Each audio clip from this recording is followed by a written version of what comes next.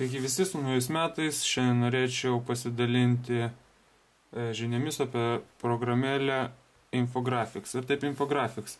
Kas domisi infografijomis, žino, kas tai tokio, kas nesidomi, galiu pasakyti, tai yra naudinga informacija, pateikta kažkaip įdomiai, kitaip, labiau suprantamai. Daug visokiausių infografijų yra šioje programėlėje, jos suskirstytos į skiltis, kaip matom, verslas, naujienos, galima pasirinkti, kad būtų visos matomas iš karto infografijos. Programėlėje galima pasisemti naujų idėjų, ką galima būtų parodyti ir kaip parodyti.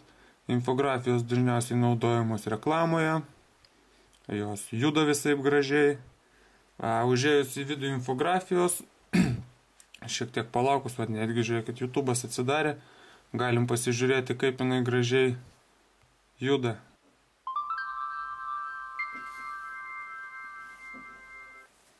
The U.S. spends more on education per capita than almost any other country.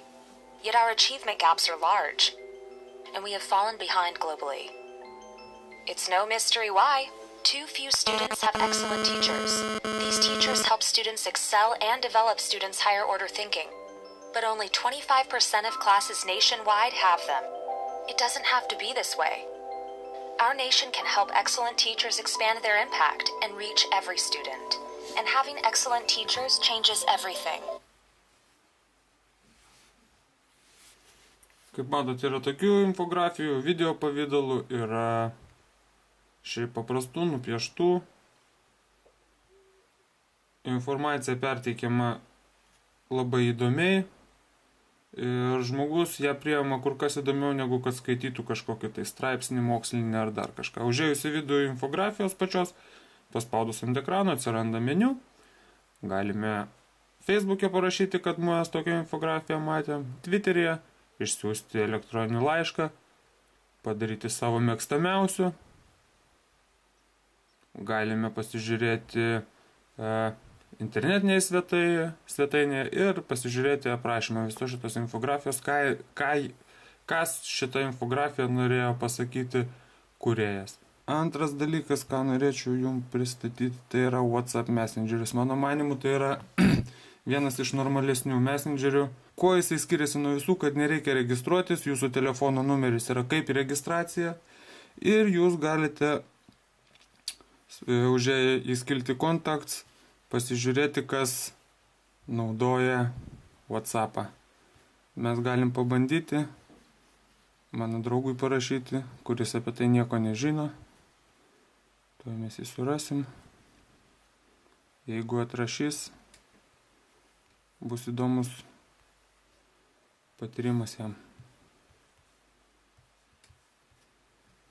Kuo dar šitas messengeris yra naudingas, kad galima pridėti nuotrauką, pridėti video, iš karto nufilmavus, galima pasirinkti iš savo bibliotekos nuotrauką arba video, galima pridėti audio žinutę, galima pašėrinti kontaktą, galima parodyti, kur šiuo metu esi, taip pat galima pridėti visokiausių šypsenėlių. Kaip matom, jisai dabar nėra online.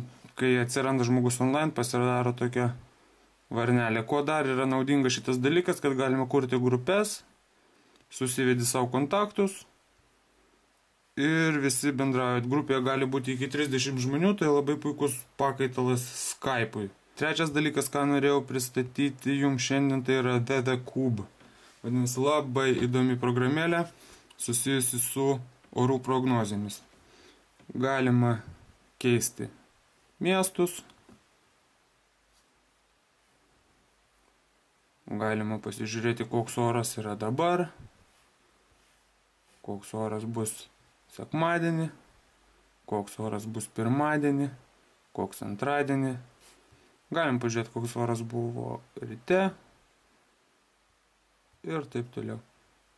Viskas vyksta dviejų pirštų pagalba. Jisai išsiskleidžia.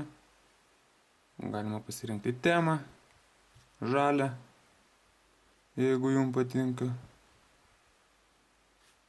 Ir va tai va gražiai žaisti su pirštais. Vartyti.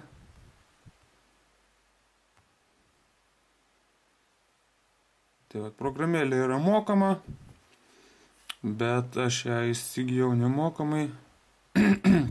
Visos mano programėlės yra įsigytos nemokamai ir aš noriu pasakyti, kad programėlių nepirksiu iš principo, žiūrėdamas, kad ar tai apsimoka. Pats išbandysiu ir jums pasakysiu, ar apsimoka leisti pinigus tam ar tai programėlė. Jeigu turite kokių nors pasiūlymų, pastebėjimų dėl programėlių, galite būtinai man drąsiai rašyti.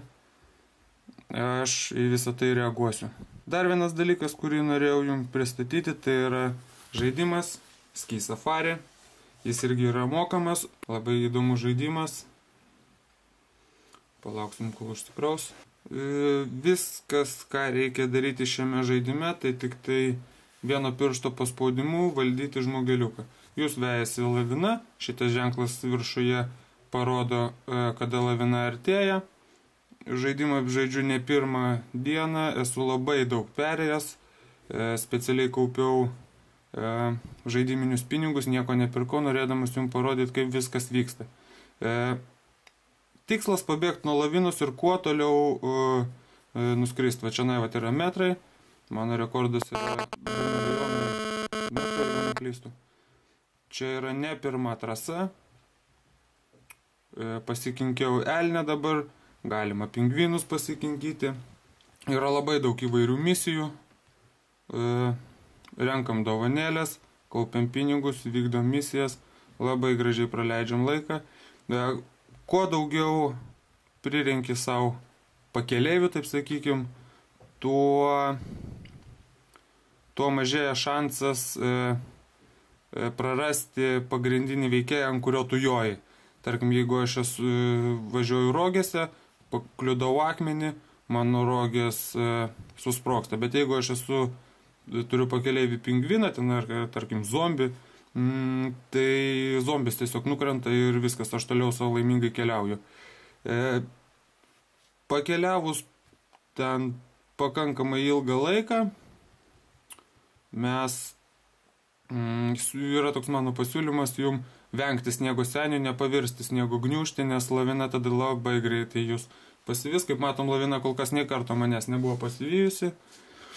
Dar vienas dalykas, jeigu nukrenti, norint greičiau atsistoti, reikia spaudinėti ekraną, kad žmogeliukas greičiau atsistotų ir lavina jūsų nepagautų. Visas tikslas yra pabėgti nuo lavinos.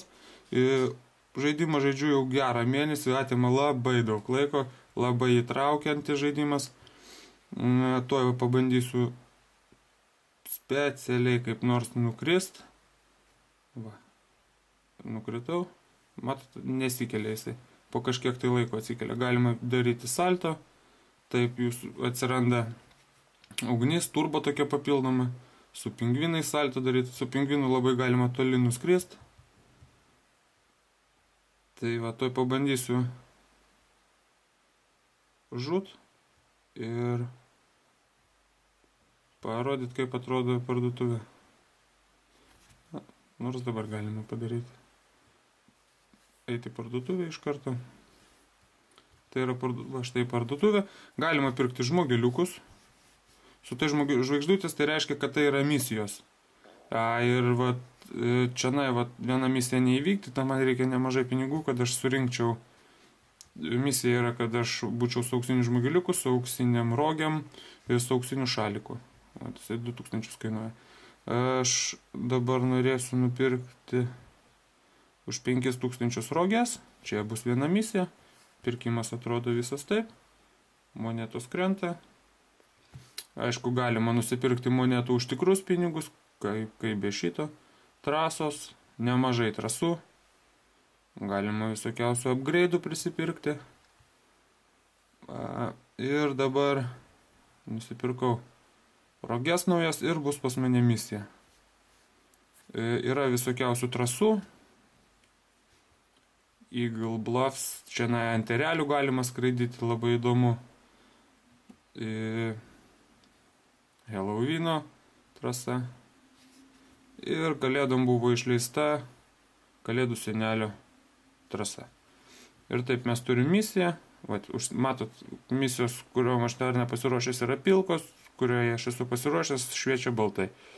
Ir man reikia mėlyną boost paimti, tai tą turbiną tokią, bet aš jos dabar nepaimsiu, nes esu nusipirkęs tokį magnetą, kuris pritraukia monetas, o kai pritraukia jisai monetas, jos neduoda tokio būsto, o kai nesi nusipirkęs to magneto, jisai duoda būstą, kai surinki visas iš eilės esančias monetas. Pirmą kartą gyvenime pastrigau tokioje vietoje. O lavina artėja prie manęs, praradau rogės, viskas. Nepavyks man parodyti. Siūskitės, žaiskit į sveikatą. Dar vienas dalykas, kurį norėjau jums parodyti, tai yra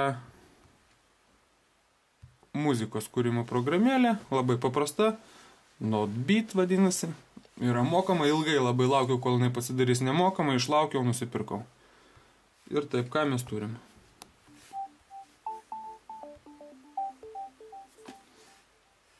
Dedam tokį rutuliuką, jisai, kaip matot, juda ir skleidžia kažkokį tą impulsą. Dedam natą.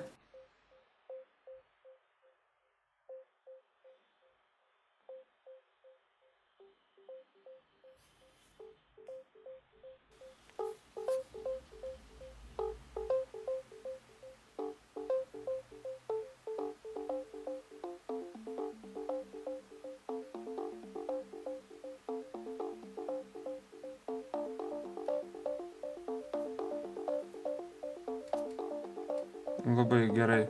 Galima atsipalaiduoti, kuriant tokią muziką. Galima muziką įrašyti. Galima ritmą pridėti.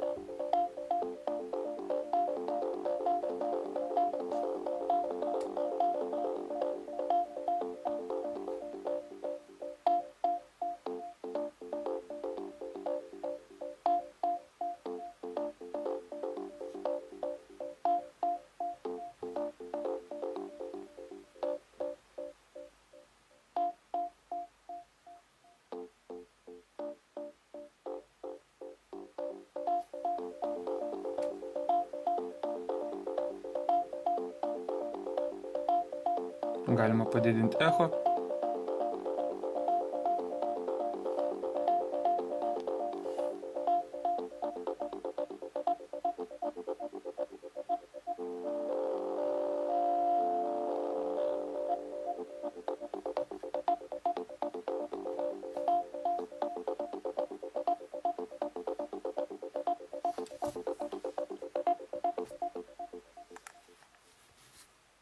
Va.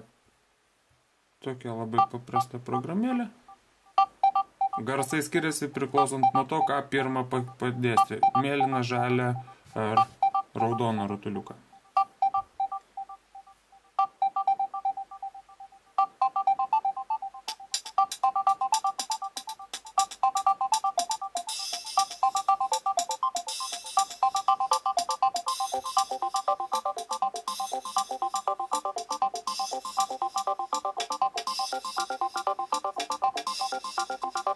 Taip, paprastai, lengvai galite žaisti, įrašinėti ir mėgautis muzikos kūrimu.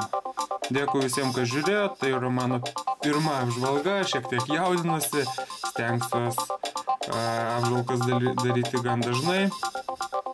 Nedarysiu apžvalgų vien dėl apžvalgos, darysiu tik apžvalgas tokias, su tokiom programėlėm, kurios man atrodo yra naudingos, įdomios ir galėtų būti naudingos jums. Kelkite pirštus į viršų, pasirašykit po mano kanalu. Viso gero.